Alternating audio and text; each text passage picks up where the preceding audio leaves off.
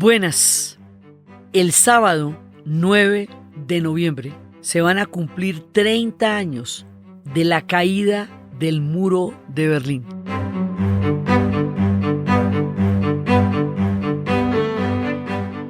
Tal vez uno de los hechos más trascendentales, porque hay quienes dicen que es el caso de Hobsbawm, que ahí realmente terminaba el siglo XX, con la caída del muro de Berlín y la posterior caída 2 años después de la Unión Soviética, que había comenzado con la revolución bolchevique y terminaría con la caída del muro de Berlín y luego de la Unión Soviética. Esto cambia completamente el siglo XX, o sea, a partir de la caída del muro de Berlín, el mundo es completamente diferente. Entonces, por eso es que hay tanta celebración y tanta cosa y tanto agite y tantas referencias, porque parte la historia en dos. Entonces, como ya han pasado 30 años, hay una generación que no ha vivido el muro de Berlín, que no conoció la Guerra Fría, que no sabe que Europa estuvo alambrada, dividida por una enorme alambrada desde el Báltico hasta Trieste, que había fronteras enteras de alambres y de guardias y de perros, que hacía que los países no se pudieran mirar los unos a los otros. Como toda esa historia ya no es presente en la generación que ha nacido y vivido en estos últimos 30 años, vamos a contar, por un lado en la serie 9, la caída del muro de Berlín y de dónde sale y cómo se construyó y por qué se construyó y cuál fue el argumento, porque eso no es ni lógico ni tiene sentido ni nada, sino que siempre es una de las mayores monumentos a la barbarie y a la estupidez humana. Los muros siempre lo son. Los muros siempre lo son, donde quiera que se hagan, y eso es parte de las lecciones que queremos analizar en estos capítulos sobre la barbaridad que significa ser un muro que separe a las personas, que separe a los parientes, a los primos, a los amantes, a una sociedad. Entonces vamos a contar eso. Esto en el año 9, como tiene origen en la Segunda Guerra Mundial, vamos a referirnos a la Segunda Guerra Mundial en la medida en que es estrictamente necesario para nuestro relato de año 9, porque de la Segunda Guerra Mundial vamos a tener efeméride de los siguientes 5 años. Entonces el año entrante haremos lo que tiene que ver con la Guerra Relámpago y tendremos tiempo de ir ahondando poco a poco en todo eso. Y por el otro lado, yo acabo de llegar de un viaje en el cual estuve en Polonia, estuve en Hungría, estuve en Eslovaquia, estuve en Austria, estoy en Viena, y estuve en la República Checa, que hoy son 2 repúblicas, Chequia y Eslovaquia, y eran durante todo ese relato una sola república que era Checoslovaquia. Entonces vamos a juntar el año 9 con la actualización de venir de un viaje en donde 30 años después he tenido la oportunidad de mirar qué se dice, qué pasa, cómo se reflexiona, qué idea tienen ellos 30 años después de lo que significó ese proceso de la Guerra Fría y del fin de la Guerra Fría, que va a ser la caída del muro de Berlín. Entonces esto es crónica de viaje con año 9, con la gran efeméride de la caída del muro de Berlín, todo en uno combo.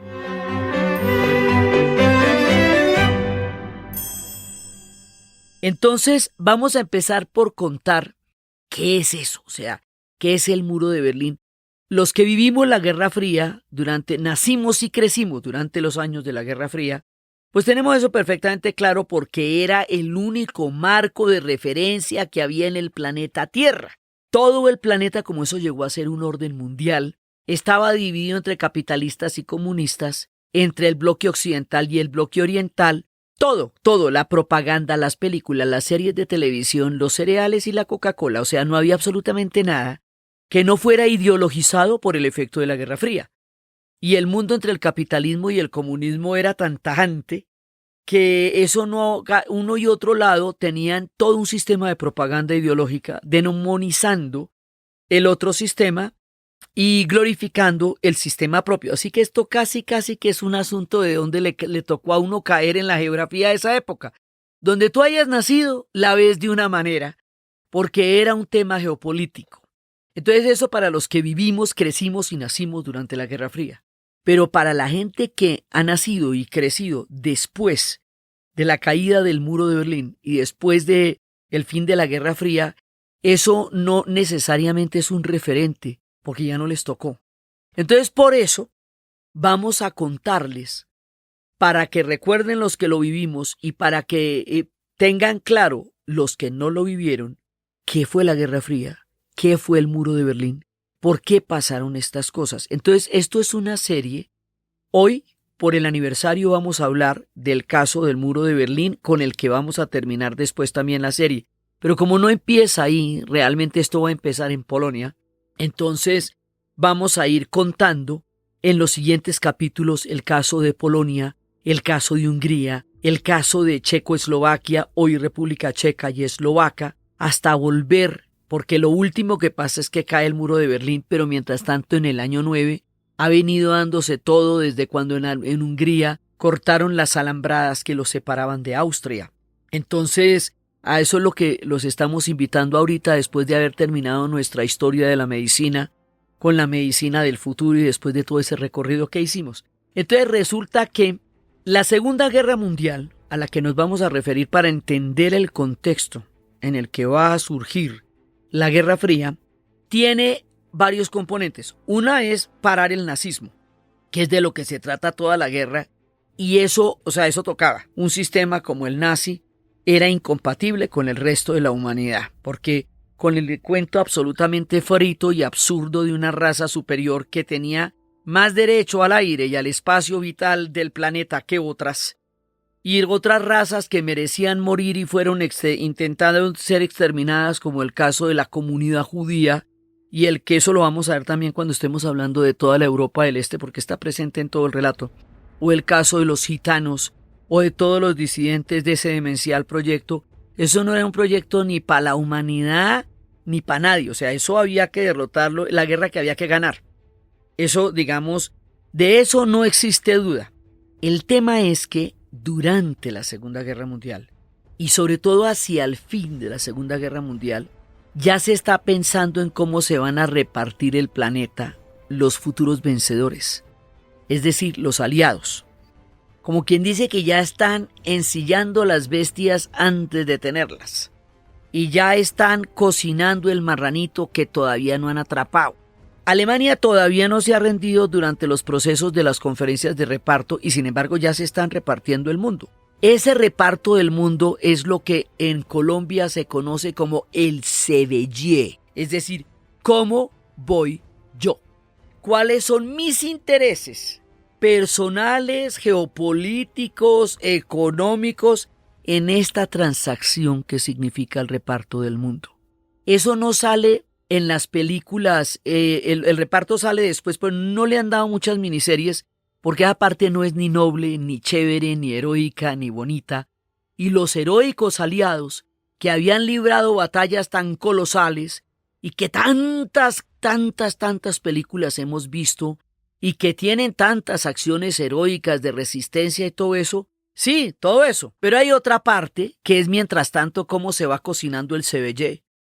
Y ese CBY que se va cocinando, de cómo voy yo, es donde se va a sacrificar el destino de millones de personas en un reparto entre vencedores que van a actuar por encima del cadáver de Alemania y van a actuar por encima de la Europa del Este como un enorme campo de reparto de todo lo que fueron las cenizas de una guerra aterradora como fue la Segunda Guerra Mundial, y de ahí es de donde surge la Guerra Fría. O sea que esa historia no es ni bonita, ni chévere, ni heroica, ni épica. Esa historia es asquerosa y va a generar un sufrimiento enorme y va a producir un sinsentido continuo. Entonces procedemos a explicarla. Mientras se está dando la Segunda Guerra Mundial, las conferencias de reparto están empezando desde el 41, cuando todavía estaban lejísimos de derrotar a Alemania. Ya empiezan unas conferencias en Washington apenitas, la del 22 de diciembre del 41 al 12 de enero del 42, y esto todavía estaba crudo. Ahí no estaban, pero ni tibios todavía. Luego viene otra en Washington en el 42, otra en Inglaterra en el mes de julio, otra en Casablanca en el 43, otra en Washington en el 43, pero estos son puros ensayos porque todavía no hay ni qué repartir. Va a haber otra después en Quebec en el 43, en el Cairo en el 43, o sea, en el 43 hay un montón de conferencias y ahí todavía Alemania estaba totalmente fuerte aún. O sea, ya están pensando cómo se van a repartir a un pueblo que aún el ejército que aún no han derrotado. Y hubo una conferencia en Teherán, del 28 al 1 en Teherán, Irán, del 28 de noviembre al 1 de diciembre del 43, la conferencia Eureka entre Churchill, Roosevelt y Stalin. Churchill por la Gran Bretaña, Roosevelt por los Estados Unidos y Joseph Stalin por la Unión Soviética. Ahí empiezan a hacer unos planes que nos van a llevar, junto con la posterior conferencia de Yalta, a uno de los hechos más dramáticos y aterradores de la Guerra Fría: el reparto, la traición y la invasión al país de Polonia.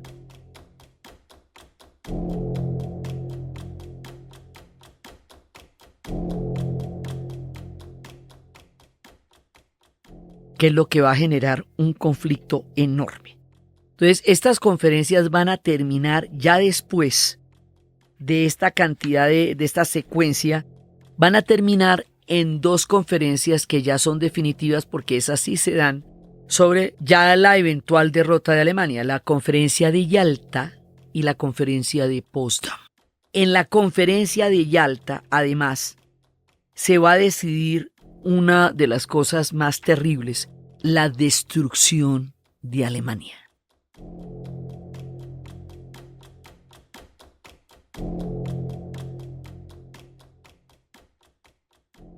En la conferencia de Yalta entre Stalin, Churchill y Roosevelt, deciden que Alemania la van a pulverizar. Y la pulverizaron. Alemania fue bombardeada de tal manera, de ahí en adelante, que eso va a quedar en pedacitos. Alemania va a quedar en escombros. El país lo van a echar abajo y lo van a reducir a escombros, y eso no va a quedar nada de pie.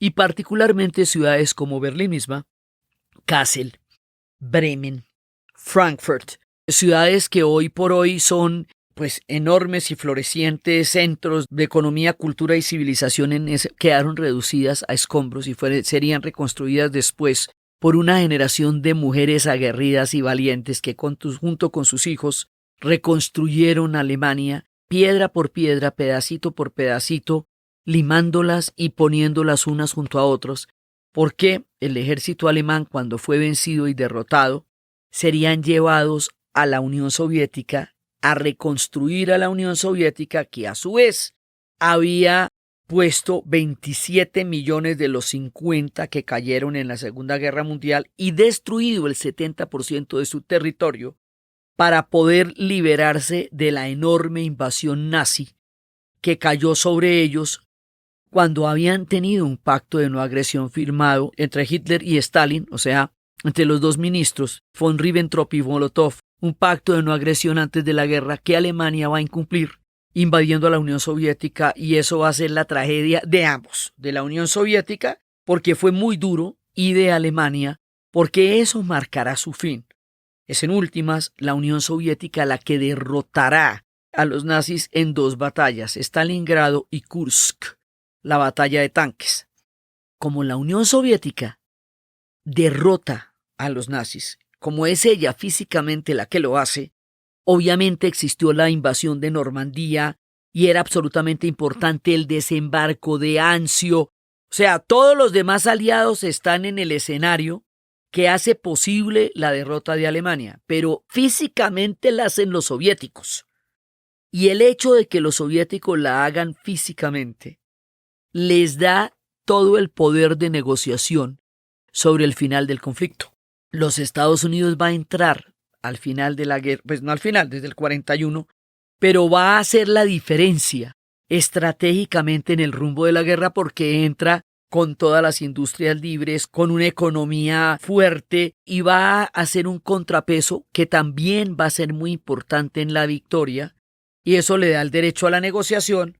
Inglaterra se bate, como lo hemos contado, solita durante el año en que la Unión Soviética era aliada de los alemanes y que no había entrado todavía a los Estados Unidos, así que también es un artífice importante de la derrota del nazismo. Todo eso está pasando. Pero ahora, ya a partir de Yalta, es cómo van a quedar las cosas cuando ya es inminente el final de la Segunda Guerra Mundial y es en ese lapso donde se cocina la Guerra Fría. Entonces, por un lado es la destrucción de Alemania, total y absoluta. Alemania, no, mejor dicho, eso quedó completamente en ruinas y las grandes ciudades, y hubo una ciudad que la calcinaron, una ciudad donde le bombardearon las estaciones de gasolina y las estaciones de bomberos y crearon una enorme columna de fuego donde murieron calcinadas cerca de 30.000 personas, y esa ciudad se llama Dresde.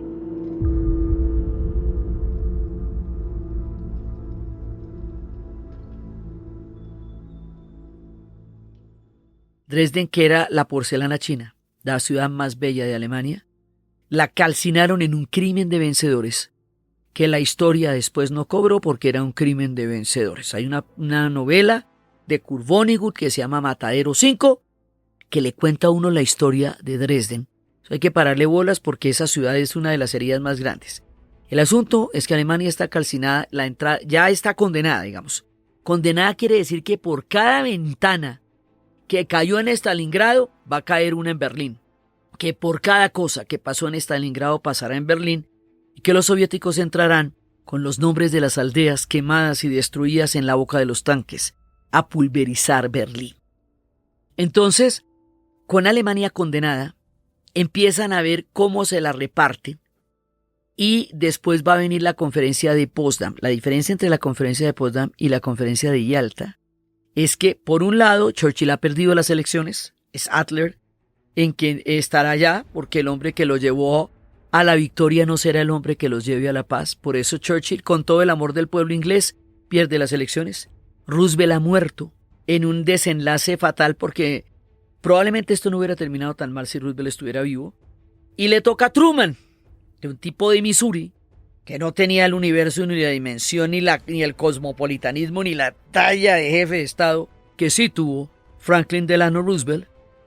Y en la conferencia de Potsdam, a él le dan la noticia esta de que el bebé ha nacido bien, nombre código, para decirle que el experimento de la bomba atómica ha resultado con éxito y que por lo tanto los Estados Unidos es una potencia, la primera potencia nuclear del planeta a partir de ese momento, lo que le va a dar a él un poder de negociación que no había tenido ninguna potencia antes. Eso es la conferencia de Potsdam. Potsdam es una ciudad que queda cerquita de Berlín, en las afueras, y ahí hay una casa al lado de un pastal enorme. Eso es un sitio muy bonito con árboles, y ahí en esa casa está la mesa donde se sentaban los negociadores y todas las mesas de asesores. Ahí se repartieron el planeta Tierra. Y ahí decidieron quién iba a dónde y el CBY y cómo voy yo. Entonces ahí empezaron a pasar cosas como que los polacos tenían un gobierno en el exilio en Londres, esperando recuperar su país que había sido invadido antes de la guerra, ya ha sido repartido durante la guerra y lo va a hacer después de la guerra, y a ellos los traicionan, les mienten y se los entregan a los soviéticos. Lo mismo va a pasar con Hungría, lo mismo va a pasar con Checoslovaquia. Entonces la Unión Soviética se queda con todo el este, con toda la Europa del este, y los Estados Unidos se queda, junto con Gran Bretaña y Francia, con todo el oeste. La frase famosa que le atribuyen a Churchill, que dice que Stalin estaba tan misterioso que parecía que una cortina de hierro se estuviera tendiendo desde el Báltico hasta Trieste, que le va a dar el nombre de la cortina de hierro o el telón de acero, cualquiera de las dos. Eso se va a materializar en una alambrada real. Eso va a ser en serio. Es que de verdad van a alambrar la mitad de Europa. Y es aterrador todavía ver que donde las fronteras están abiertas están las fotos de lo que eran las alambradas. Uno no se puede imaginar que una locura esa sucedió, pero sucedió. Entonces empieza el reparto. A Estados Unidos le toca a América Latina, íntegra toda todita, y la Europa Occidental, pero como la Europa Occidental está en Inglaterra y Francia, entonces ahí toca compartir un poco el poder, mientras que en América Latina sí eso queda de patio trasero para Estados Unidos, mejor dicho, eso sí, ahí no se dice, nada se puede decir ahí que no diga Estados Unidos. Por eso la Revolución Cubana va a ser digamos un contragolpe a la Guerra Fría, porque es que la Unión Soviética se meta a 90 millas de Miami cuando todo eso era zona exclusiva de influencia de los Estados Unidos. Después de este reparto inicial, esto se va a ir moviendo al Asia con el triunfo de la Revolución China, al África después. Todos los conflictos del planeta, de una u otra manera, van a terminar interferidos por la Guerra Fría, porque la Guerra Fría lo que va a hacer es dividir el mundo en dos bloques ideológicos únicos. Quiere decir que entre el capitalismo y el comunismo no se ve nada más. No se puede ver el Islam, no se puede ver las religiones, no se pueden ver las culturas, nada. El capitalismo y el comunismo se vuelven la única explicación del planeta Tierra. Un marco ideológico doble se nos vuelve el único referente que tenemos de todo el planeta, como los tapaojos que tienen los caballos para que no vean los carros en las calles.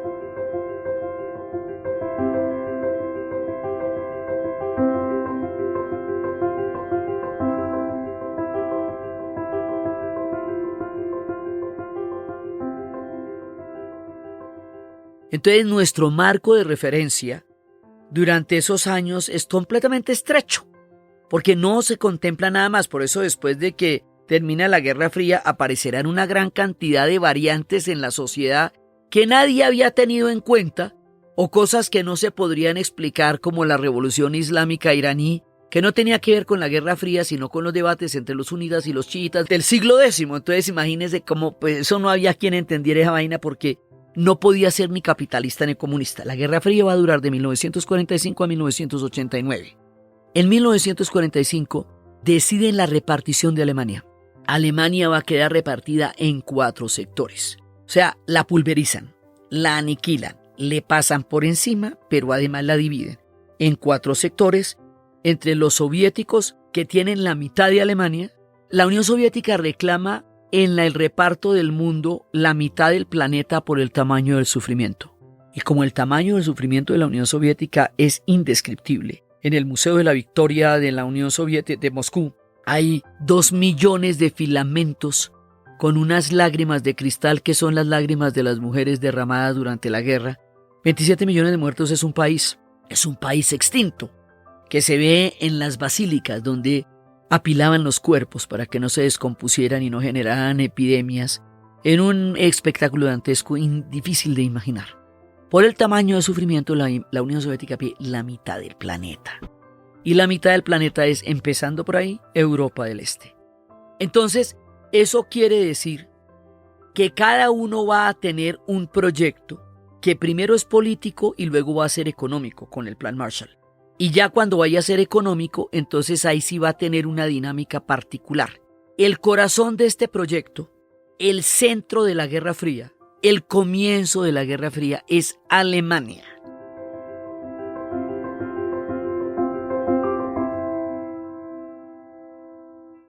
Entonces, Alemania dividida en los 4 sectores, que en realidad van a ser 2, la Unión Soviética y los antiguos aliados durante la guerra. Entonces quiere decir que la parte que le va a tocar a la Unión Soviética es la Alemania Oriental. Esa Alemania Oriental se va a llamar la República Democrática Alemana, RDA. Y la otra parte se va a llamar la República Federal Alemana. Es una federación. Alemania incluso es un estado federal. Entonces por eso es que la llamaban la Bundes, porque Bundes significa federación. Ahí quedan 2 Alemanias. Entonces, en un principio tenemos estas 2 Alemanias, y cuando entra en vigencia el Plan Marshall, que es un dinero enorme que los Estados Unidos le va a prestar a Europa para la reconstrucción, Europa se suicidó y se pulverizó y se bombardeó y se acabó.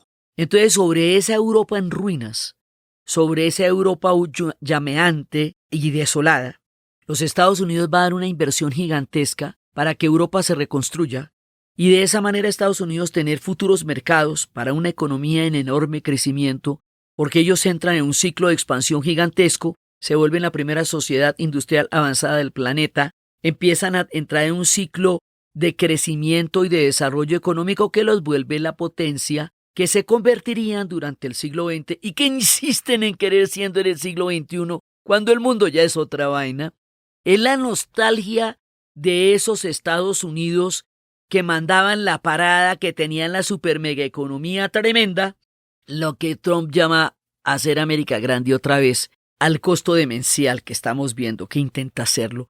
Pero es la nostalgia de esa época, del 45 en adelante, porque la guerra no sucedió en los Estados Unidos. Como no sucedió allá, ellos no tuvieron que reconstruir, no los bombardearon, ellos bombardearon, pero no fueron bombardeados. Entonces, eso es otro maní. Cuando la guerra no es en su territorio, sigue siendo una abstracción. Es diferente a cuando a usted lo están bombardeando en su propia casa y le toca reconstruir todo eso. Entonces, el Plan Marshall pone en vigencia un acuerdo económico para la reconstrucción de Europa. Pero Stalin no acepta que ese Plan Marshall vaya a incluir a ningún país de Europa del Este, pero sobre todo Alemania, porque eso lo metería en la órbita económica de los Estados Unidos y atacaría directamente el sistema económico de la Unión Soviética, que era el que se intentaba imponer en el bloque oriental. Entonces, estas divisiones que ya se habían pactado en la conferencia de Potsdam y de Yalta y en todas las anteriores de las cuales se había hablado, se materializan cuando entra en vigencia el Plan Marshall. Entonces, en ese momento Stalin bloquea Berlín, la parte de Berlín que está en ese momento en el este, para que no le llegue el Plan Marshall, y ahí es cuando hacen ese famoso puente aéreo para que puedan tener alimentos, porque es que realmente los bloquea.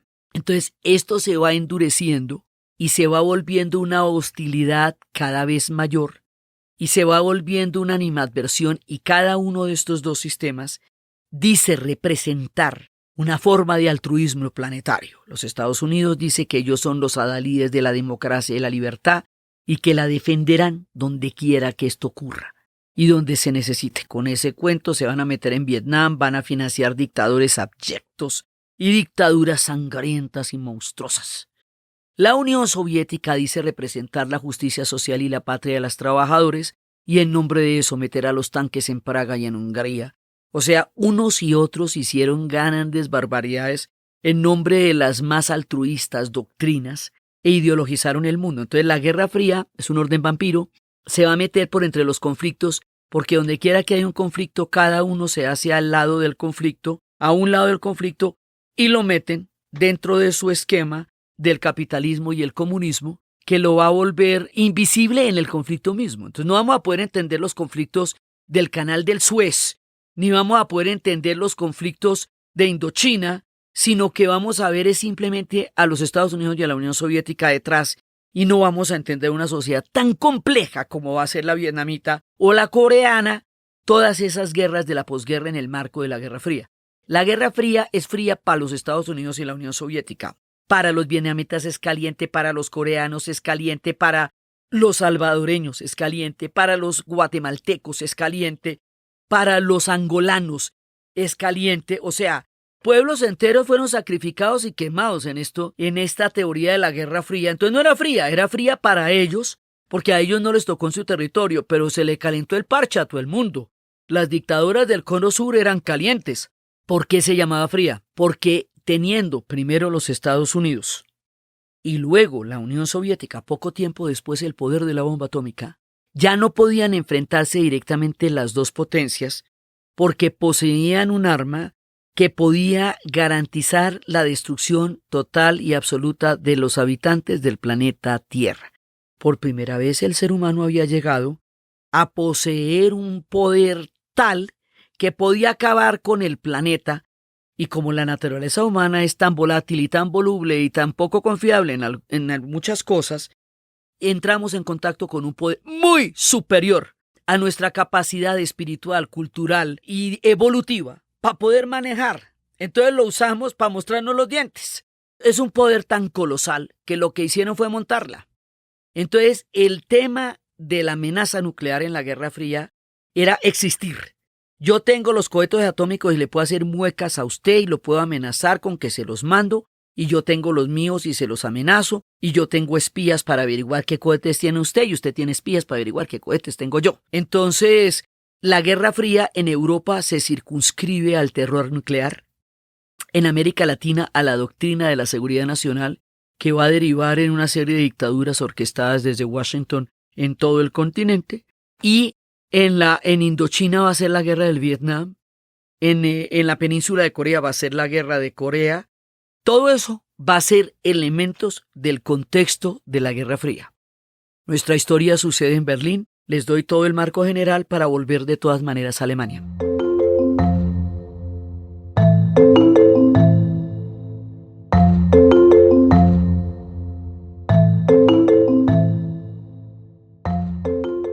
Con estos dos sistemas, entonces nos pasa que la Alemania federal va a tener un desarrollo económico bastante bueno. La reconstrucción alemana va a ser exitosa. Estas mujeres van a reconstruir Alemania con sus propias manos. Y luego, 10 años después de terminada la guerra, en 1955, Konrad Adenauer, el canciller, va a arrodillarse frente a Auschwitz para pedir perdón a la humanidad por lo de Auschwitz. Esos capítulos los analizaremos en su momento, a cambio de que le devuelvan los hombres que son prisioneros en ese momento en la Unión Soviética. Todos los hombres que son prisioneros en la Unión Soviética, alemanes e italianos, regresarán. Esto en el cine, es todo el cine de Rainer Fassbinder, el que es toda la posguerra alemana, que va a ser aterrador y sombrío. Y el cine italiano también le va a dedicar el neorrealismo a la posguerra italiana, y el regreso de estos hombres va a ser también un motivo de muchísimas historias cinematográficas. Entonces van a llegar a una Alemania que ya las mujeres reconstruyeron, y van a llegar a una Alemania que va a tener un dinamismo económico muy grande por el trabajo en equipo, por cambiar el concepto de una sociedad basada en la guerra a una sociedad basada en el trabajo. Porque una de las cosas impresionantes que hicieron los alemanes fue cambiar el paradigma de la guerra por el paradigma del trabajo para reconstruirse en lugar de matarse. El hecho de que los alemanes hayan entendido que matarse no es una buena idea es una de las lecciones históricas que aún ahora todavía tenemos que aprender de ellos. Entonces, lo mismo que la gente de Ruanda, es más chévere reconstruir que matarse, porque matarse es continuar en los ciclos de destrucción. Entonces resulta que los alemanes salen adelante y hacen una reconstrucción impresionante con la ayuda del Plan Marshall, pero con un nivel de trabajo y un nivel de trabajo en equipo absolutamente impresionante de parte de ellos. Y les va bien, y salen adelante. La otra Alemania, la que depende de Stalin, no va a tener un crecimiento económico tan poderoso y tan floreciente como el que va a tener la Alemania federal, entre otras cosas porque la Unión Soviética quedó pulverizada. O sea, la Unión Soviética va a perder 70% del territorio, 25 millones de muertos, va a quedar muy empobrecida, y la reconstrucción y la recuperación económica de la Unión Soviética va a ser lenta y va a ser difícil, y le va a tocar apechugar con ella y con todos los países que quedaron dependiendo de ella, cuyas economías a partir de 1948 van a quedar subordinadas a la economía de la Unión Soviética. Y de ahí en adelante, la suerte de la Unión Soviética va a ser la misma suerte de todos los países del este que quedan detrás de la cortina de hierro y que fueron invadidos. Después en nuestro relato nosotros vamos a ver que la gente en Polonia y en Hungría consideran que la Segunda Guerra Mundial terminó en 1989 y no en el 45, porque en la medida en que fueron invadidos por los soviéticos, la guerra para ellos continuó. Porque lo que les va a ocurrir durante la Guerra Fría es una consecuencia de los repartos de la Segunda Guerra Mundial en las conferencias de Teherán y de Potsdam y de Yalta y todas las otras que se hicieron. Entonces, para ellos, en términos prácticos, la guerra continuó y va a terminar en 1989. Por eso este aniversario es de la mayor importancia para todos, porque implica para Polonia la primera generación de polacos libres, como lo van a decir ellos, porque ellos cuentan desde cuando lo repartieron. Durante 123 años, en el siglo XIX, aparecieron en el XX, los volvieron a repartir, los derrotaron, los feriaron, los rifaron y los volvieron a repartir. Entonces ellos dicen que realmente Polonia viene a existir desde 1989. O sea, esto significa para estos pueblos mucho más de lo que podemos medir nosotros desde acá, porque sus historias son muy duras. El asunto es que nos va a parecer una asimetría muy grande en Berlín. porque resulta que hay una economía que está creciendo a un ritmo muy grande en la Alemania federal y eso no está pasando en la Alemania del Este.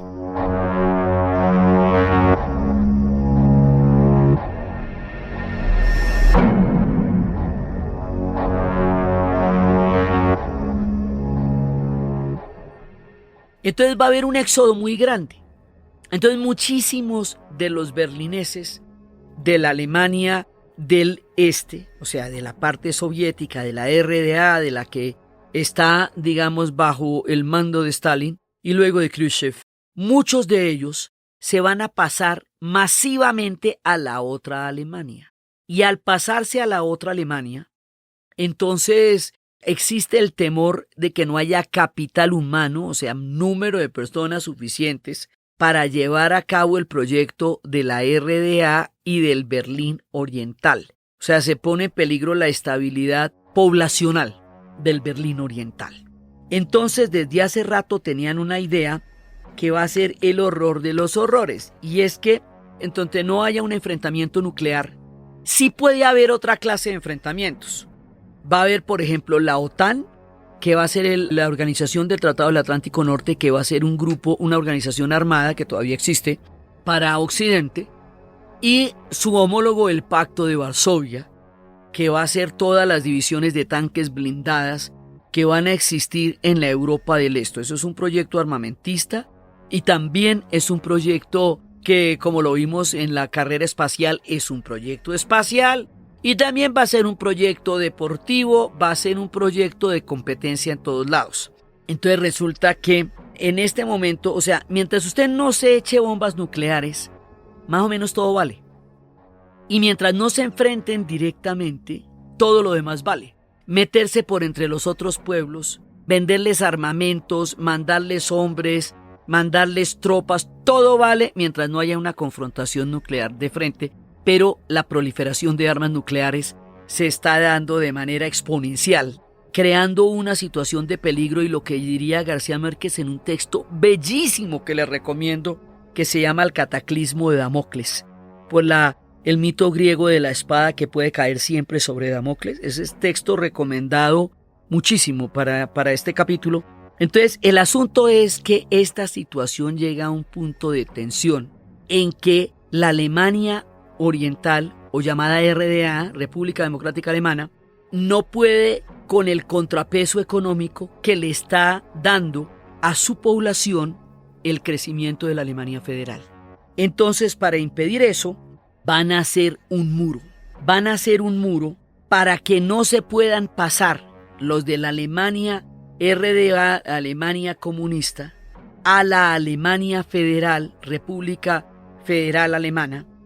Van a hacer un muro. Las ideas de los muros son tan dolorosas, abyectas y terribles.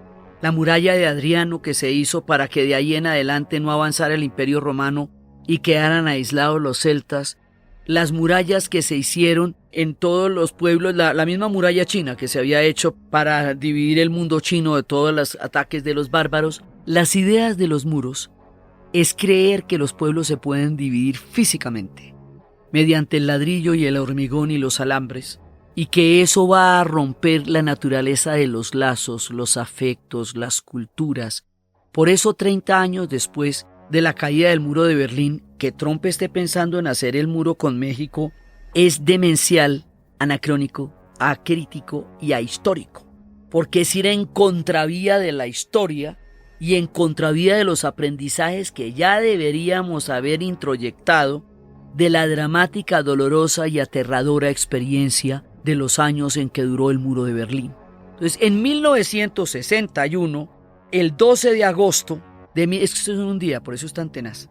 El 12 de agosto de 1961, las autoridades de la RDA decidieron cerrar 69 puntos de los 81 que tenían bajo control en una línea que dividía la ciudad. Y de la noche del 12 al 13 del 61, sin avisarle a los alemanes, empezaron a construir un muro entero que quedó el 13 de agosto solamente sin construir una pequeña parte, fuertemente vigilado por la policía que después se llamarían los Bopos. que es esta policía aterradora que va a vigilar el muro, empiezan a sellar los accesos de Berlín Oeste, custodiado por los soldados del Ejército Popular Nacional y 5.000 miembros de la policía fronteriza alemana. Van a empezar a custodiar esto y a crear brigadas y a montar el muro de un momento a otro. Las estaciones de metro, la S-Bahn, que era la aérea, y la U-Bahn, que era la estación subterránea, circulan, pero quedan selladas para el este, porque por ahí usted se podía pasar al occidente.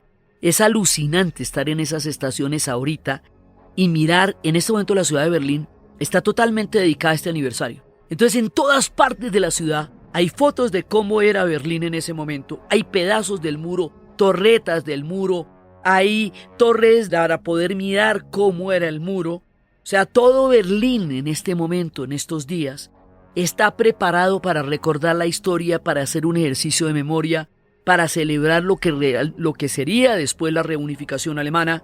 O sea, Berlín es memoria hoy día, en todas las calles de Berlín. Esas dos estaciones, si usted las ve ahora, estaban tapiadas con ladrillos, estaban completamente cerradas porque eran las estaciones que llevaban a occidente y ahí al oeste, y te van a mostrar cómo es. Van a construir el muro. Cuando construyen el muro, que lo construyen en una noche, eso quiere decir que van a separar familias, van a separar pueblos, van a separar todo. Ahora, las ciudades europeas son ciudades circulares, son ciudades redonditas.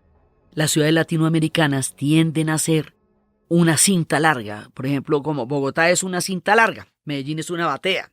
Pero entonces imagínense que esto no es un muro que separe una parte de la ciudad linealmente de otra. Quiere que se imaginen esto.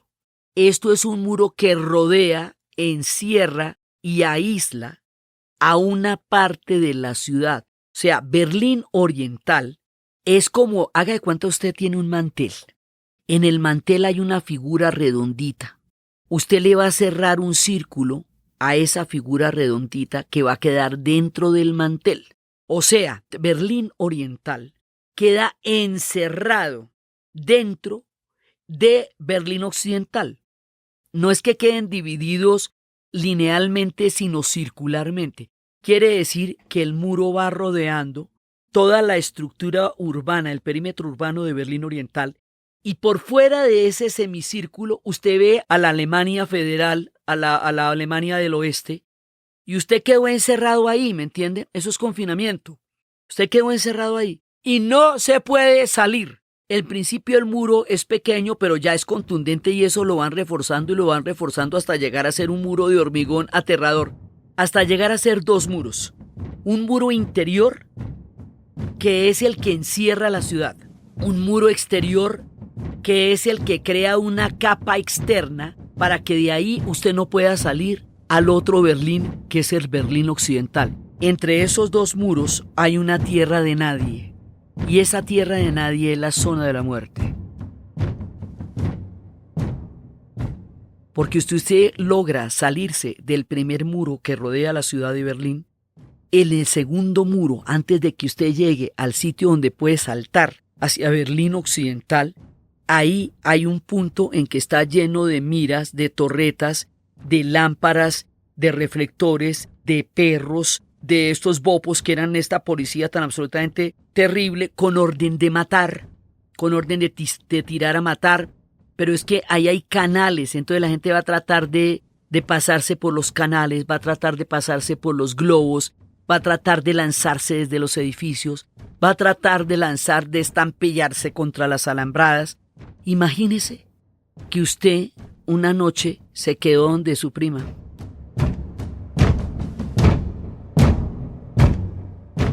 Y resulta que su papá y su mamá quedaron del otro lado del muro.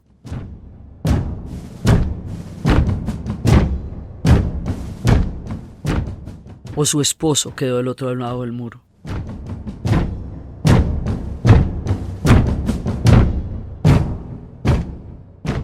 O los niños quedaron del otro lado del muro.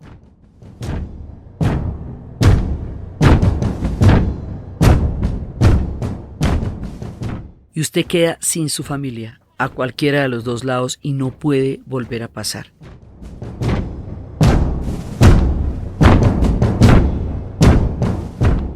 ¿Usted qué haría?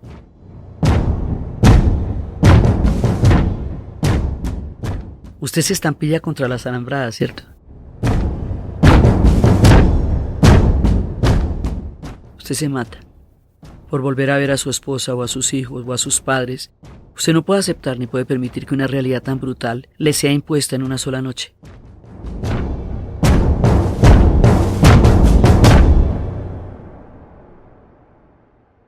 Pues eso mismo pensaron e hicieron los alemanes, y por eso morían estampillados frente a las alambradas, por eso les disparaban de todas partes. Y se va a armar un drama humano de unas proporciones tan grandes, esto va a ser tan terrible. Se ven las imágenes de los bebés mostrándoselos los unos a los otros mientras están construyendo el muro para que los miren por última vez, la gente descolgándose de los edificios que dan contiguos al muro van a ser tapiados, y antes de que los tapien, la gente se está botando por el hormigón para poder pasar al otro lado, porque el que queda ahí quedó encerrado, ¿me entiende? Y no puede salir de ahí. Es que usted no va a poder salir de ahí desde 1961 hasta 1989. O sea, imaginémonos eso, un confinamiento urbano por una estructura ideológica a partir de un reparto del mundo sobre la idea de una guerra fría que se inventaron los Estados Unidos y la Unión Soviética sobre el territorio alemán y que se tradujo en el confinamiento de los ciudadanos de una parte de la ciudad de Berlín que va a quedar en el oriente, que se va a llamar Berlín Oriental. O sea, esto mírelo desde el gran escenario de los repartos de las conferencias, hasta la repartición de los 4 sectores de Alemania, hasta la repartición de las 2 Alemanias, y dentro de la repartición de las 2 Alemanias vamos a tener un pedazo de ciudad que queda en la otra Alemania, en la Alemania federal, pero que corresponde en el reparto a la Alemania controlada por la Unión Soviética, y esa que queda al otro lado, pero es controlada por los soviéticos, está rodeada por la Berlín del Oeste, y ahí es donde hacen el muro y encierran esa ciudad como una olla de vapor, y le montan una película única que solamente va a ocurrir ahí, y le montan un sistema que solamente van a tener ellos, y le montan una historia que solamente van a vivir ellos. Y eso es el muro de Berlín. El muro de Berlín es físico.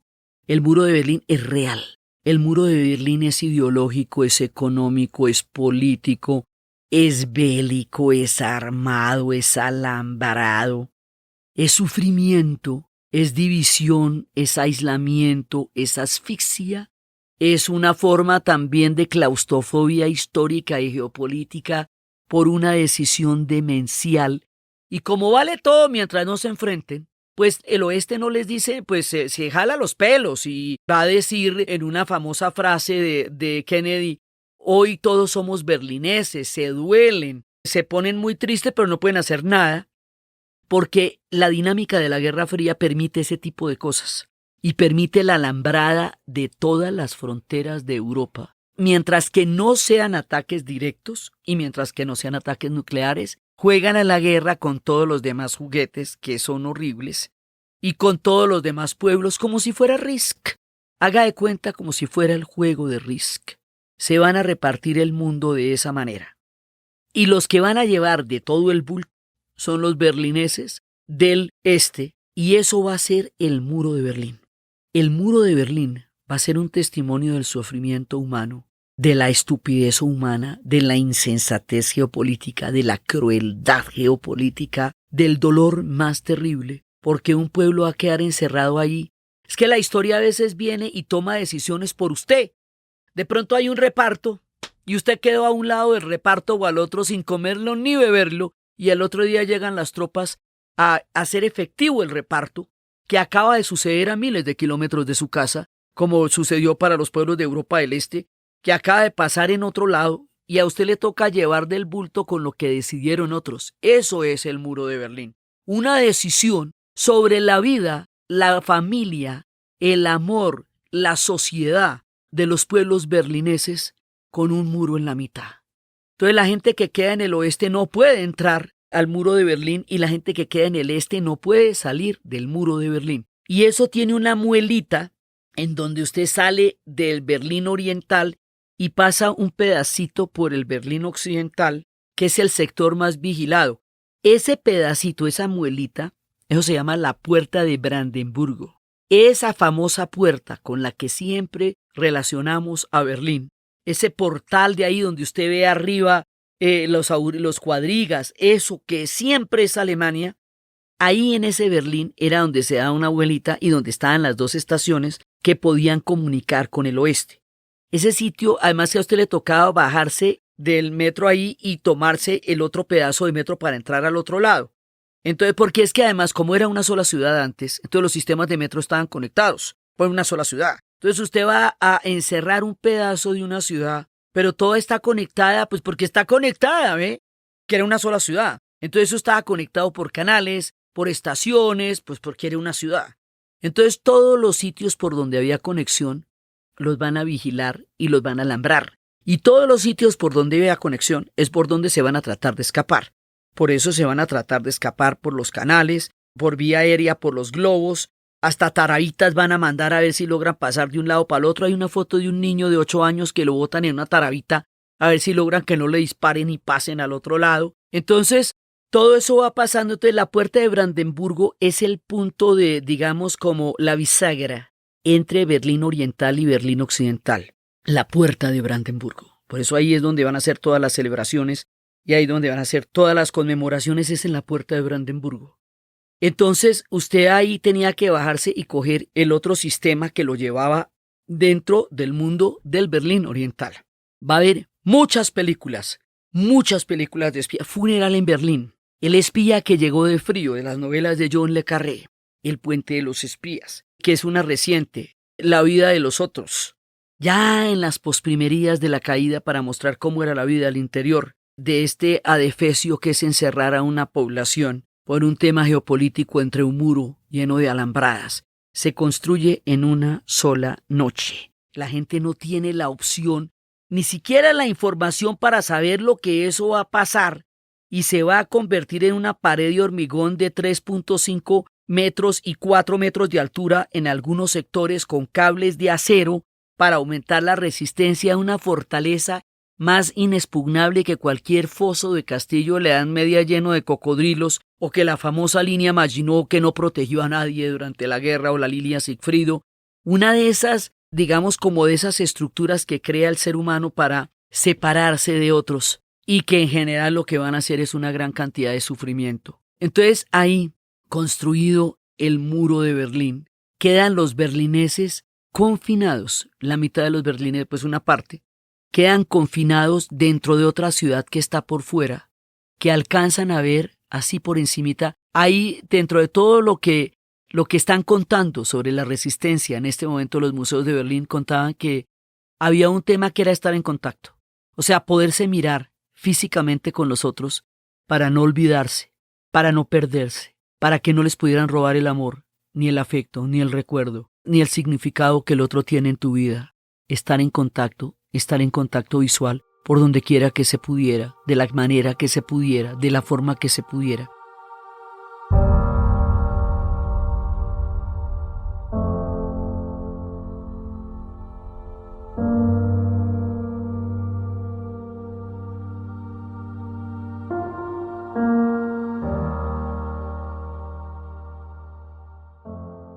Después van a hacer cosas tan patanas y tan horribles como sacar un cementerio que quedaba en la mitad, sacar todas las tumbas y pasarlas al otro lado, a los muertos de la gente, que porque ahí iba a pasar otro pedazo de muro que estaban construyendo, oígame. Y entonces usted no puede ni siquiera ir a ver a sus deudos al cementerio porque se los pasan con la mayor vulgaridad al otro lado. O sea, esto es una vaina tan supremamente triste.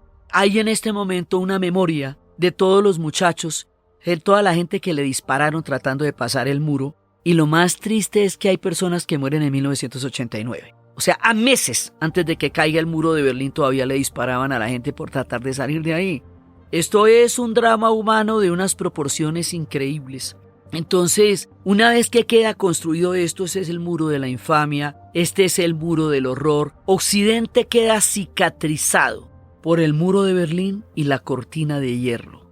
Europa queda alambrada, rota, dividida, metida en sistemas de propaganda que te mienten acerca de tu sociedad y la de los otros, dividida mentalmente, rota afectivamente. La mayor herida que han tenido ellos en la posguerra fue toda esta división de la Guerra Fría. O sea, la Guerra Fría no es la paz. La Guerra Fría es la posguerra. Es la posguerra, quiere decir que van a continuar con su vida, pero rotos, alambrados y divididos. Y la gran metáfora, que sería una metáfora de no ser física, de toda esta enorme división planetaria es el muro de Berlín. Sobre el muro de Berlín cae toda la división de Occidente. Por eso la caída del muro de Berlín es de lo más trascendental que ocurrió en el siglo XX. Cuando ya se iba a acabar, el siglo XX cambia dramáticamente por la caída del muro de Berlín. Pero la caída del muro de Berlín no cae en Berlín, en realidad es donde termina la historia. La historia empieza en Polonia. Esta historia que nos va a llevar a un derrumbe como a la famosa teoría del dominó, por la cual tantos pueblos fueron sacrificados.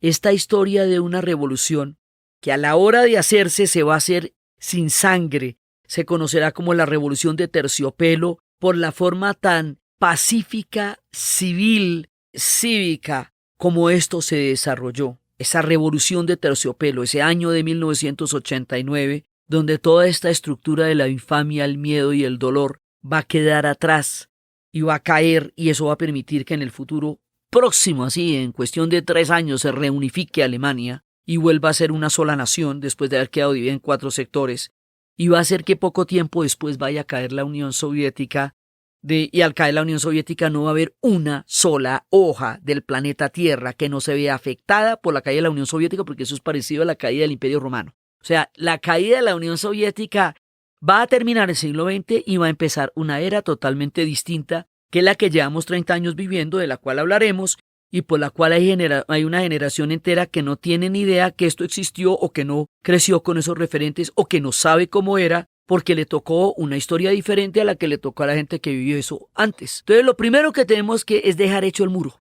para poder ver cuáles son las circunstancias que nos van a llevar a poder terminar con ese muro, cincelarlo y tumbarlo, para la memoria, para la conciencia, para la historia. Y al hacerlo, termine el siglo XX en realidad.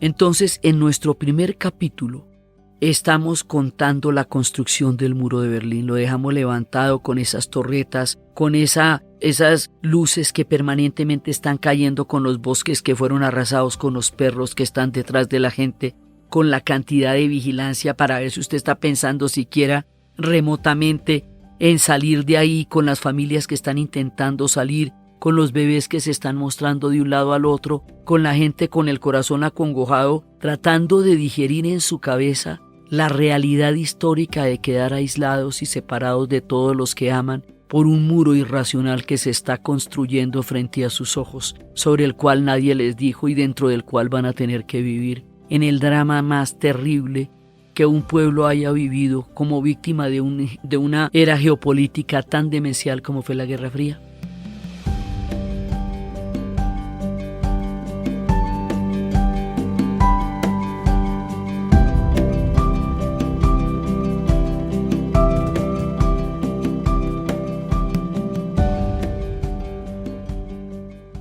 Y en este punto quería hacer un homenaje. Una cosa que me conmovió muchísimo, que me conmovió y me conmueve, es que en una columna que hizo el hijo de nuestro muy querido y nuestro muy amado Alfredo Molano, decía que en los últimos momentos, en los últimos días de su vida, él estaba escuchando capítulos que yo había hecho en otras épocas sobre la Guerra Fría, una serie que hice durante un año sobre la Guerra Fría, y que eso lo estaba escuchando, y que estaba bastante obsesionado por la Guerra Fría, y con razón, porque es que muchas cosas se derivan de ahí. Aún ahora, los terrores comunistas y todo este montón de fantasmas que todavía se conjuran en el siglo XXI, tienen que ver con la Guerra Fría, con un siglo que ya se acabó y un tiempo que ya no existe, pero aún siguen los fantasmas. Entonces hablaba de cómo él seguía escuchando esos programas. Eso me generó una conmoción profunda en el alma. Le agradezco y quiero terminar este programa con un homenaje, con un amor, con un abrazo, con un profundo agradecimiento a nuestro gran Alfredo Molano, hombre que nos acompañó desde la Colombia profunda durante tanto tiempo y nos dio tantas luces sobre nuestra historia. Entonces terminamos con el amor y el respeto por Alfredo Molano y terminamos con la construcción de un muro que de aquí en adelante vamos a contar cómo existió y cómo se derrumbó, y terminamos listos para entender el contenido y la euforia y la alegría de las celebraciones que se van a dar y que todo el mundo va a estar, porque el mundo está mirando a Berlín. En todas partes se está hablando de Berlín. Berlín es otra vez el centro del planeta. Es el día de ver a Dios, a Lenin. Es el día de ver la vida de los otros. Es el día de reflexionar sobre el absurdo y el dolor de los muros entre las sociedades a partir de decisiones geopolíticas despiadadas y terribles que rompen el corazón de la gente. Con esto terminamos nuestro primer capítulo de la serie 9. Dejamos listo el muro, las alambradas al lado de nosotros, los reflectores iluminándonos, los perros ladrándonos encima, para empezar a ver cómo se va a desencadenar y cómo vamos a lograr que esto caiga y que se pueda celebrar 30 años después la caída del muro de Berlín.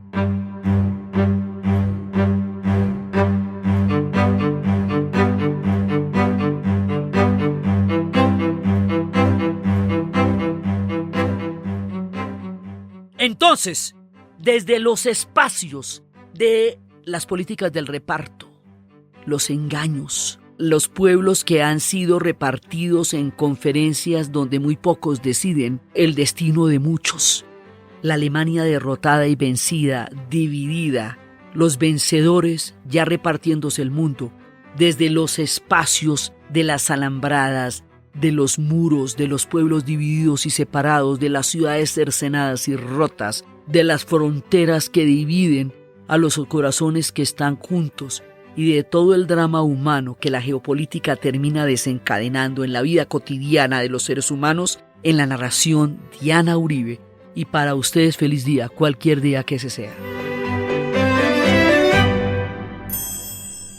Les recordamos a todas las personas que con tanto cariño nos quieren apoyar que tenemos un botón de donación en la página www.dianauribe.fm. Este podcast fue posible gracias al equipo de la Casa de la Historia, Arturo Jiménez, Diana Suárez, Milena Beltrán, y fue grabado en Los Gatos Estudio por Arturo Jiménez y editado por Sebastián Payán de 070, y siempre con la ayuda fuerte y poderosa de Santiago Espinosa Uribe y Laura Rojas Aponte del podcast Cosas de Internet.